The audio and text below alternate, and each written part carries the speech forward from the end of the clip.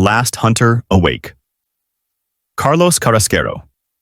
The fire crackled low, spitting sparks into the dark like fireflies too tired to rise, coloring my eyelids orange like those fruits from the south. I leaned back against a fallen log, letting the warmth seep into my bones.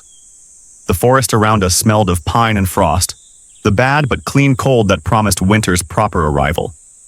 Across the flames, I heard Torin poke at the stew pot with a stick far too flimsy for the task. "Should have taken the shot when you had it," he grumbled. "Biggest buck I've seen all season. Antlers like a king's crown." Beside him, I heard Hask let out a snort that rattled through his beard. He hesitated because he can't handle a moving target. Man flinches every time a twig snaps. I chuckled, eyes still shut. "I flinched because you stepped on the back of my boot, Hask. Nearly sent me face first into the leaves." They both laughed, the sound rolling warm across the fire. The stew bubbled, releasing an aroma that spoke of venison, onion, and hope.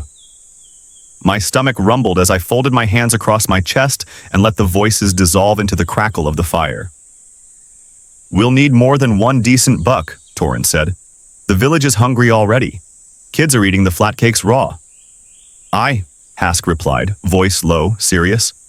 "If we don't get at least 4 more deer before the snow settles, the whole valley'll starve. Even the elders know it." A gust of wind shivered through the branches overhead, scattering ash from the fire pit. I felt it brush my cheek like a cold hand. My eyes stayed shut. The fire was enough for now, and the company even more so. "We'll get him," Torin went on. "Bramus has the best shot of us all. You saw that doe he caught last week, didn't even hear him draw." I smirked. "Flattery won't earn you the drumstick from tonight's catch." Hask barked a laugh. "As if we haven't already eaten it." The 3 of us fell into easy silence then.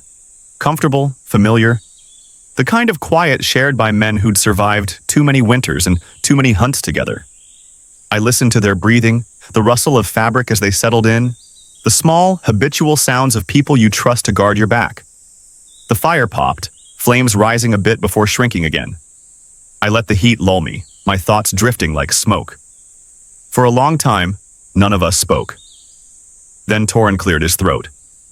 "Think we'll head north tomorrow, past the ridge. Tracks will be fresher there." Hask hummed in agreement. "We should wake before dawn. Bramus, you hearing this?" I smiled.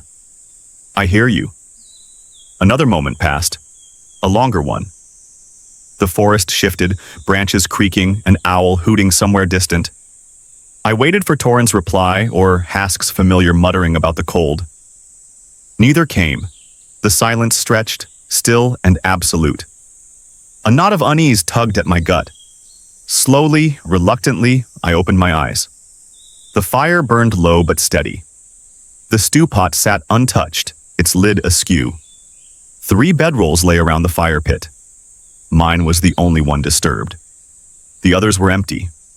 Deep gashes led from the others, out into the forest, and I saw red sprinkled over the moved snow. I was alone. I had been alone all along.